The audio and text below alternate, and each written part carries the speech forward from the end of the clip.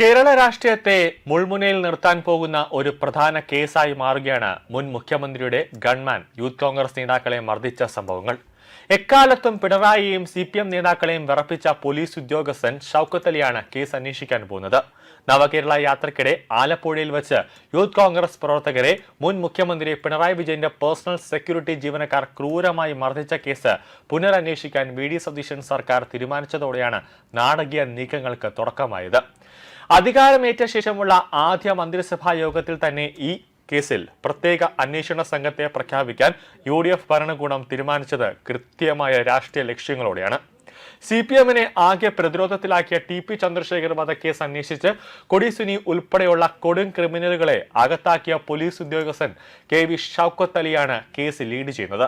15 ദിവസത്തിനകം റിപ്പോർട്ട് സമർപ്പിക്കാൻ VD സതീശൻ നിർദ്ദേശം നൽകിയിട്ടുണ്ട്. പിണറായി വിജയൻ സർക്കാരിന്റെ കാലത്ത് കടുത്ത അവഗണന നേരിടുകയും അപ്രധാന തസ്തികയിലേക്ക് ഒതുക്കപ്പെടുകയും ചെയ്ത സത്യസന്ധരായ ഉദ്യോഗസ്ഥരെ തിരികെ വിളിക്കുന്നതിന് വേണ്ടിയുള്ള അവരെ തിരികെ ഒരു മുഖ്യധാരയിലേക്ക് കൊണ്ടുവരുന്നതിന്റെ ഭാഗം കൂടിയാണ് ഈ നീക്കം.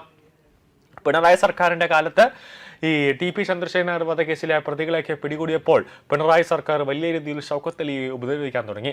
അവസാനം കേരള കേഡറിൽ നിന്നും കേന്ദ്ര കേഡറിലേക്ക് ഷൗക്കത്ത് അലി മാറി. അവസാനം നാഷണൽ ഇൻവെസ്റ്റിഗേഷൻ അഥവാ ദേശീയ അന്വേഷണ ഏജൻസിയിലൊക്കെ ഉന്നത പദവിയിൽ ഇരുന്നിട്ടാണ് ഷൗക്കത്ത് അലി ഇപ്പോൾ തിരിച്ചു വരുന്നത്.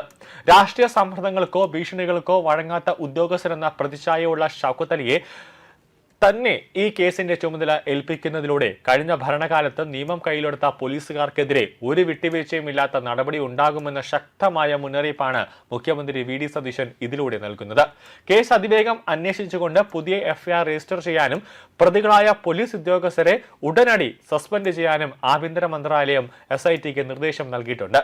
2023 ഡിസംബർ 15-നാണ് കേസിന് ആസ്പദമായ സംഭവം നടക്കുന്നത്. അതായത് നവകേരള സദസ്സിന്റെ ഭാഗമായി ആലപ്പുഴയിലെത്തിയ അന്നത്തെ മുഖ്യമന്ത്രി പിണറായി വിജയന്റെ വാഹനത്തിന് നേരെ കരിങ്കൊടി കാണിച്ച് പ്രതിഷേധിച്ച KSU യൂത്ത് കോൺഗ്രസ് പ്രവർത്തകരെ മുഖ്യമന്ത്രിയുടെ ഗൺമാനായ അനിൽകുമാറും സന്ദീപും ചേർന്ന് വാഹനത്തിൽ നിന്നിറങ്ങി ക്രൂരമായി തല്ലിച്ചതയ്ക്കുന്ന ദൃശ്യങ്ങൾ അന്ന് മാധ്യമങ്ങൾ തന്നെയാണ് ലോകത്തെ കാണിച്ചതാണ്.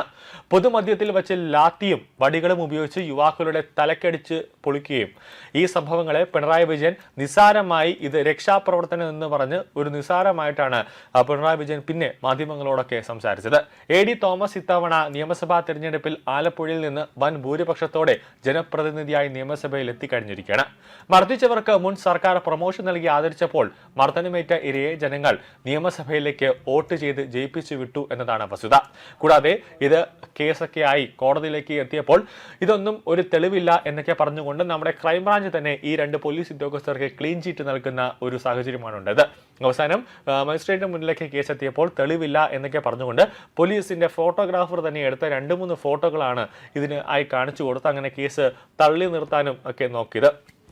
പക്ഷേ പുനരന്വേഷണം നടത്തണമെന്ന് കോടതി പറഞ്ഞിട്ടുണ്ടായിരുന്നു. പക്ഷേ അതിന്മേലുള്ള ഒരു അന്വേഷണവും നടന്നിട്ടില്ല.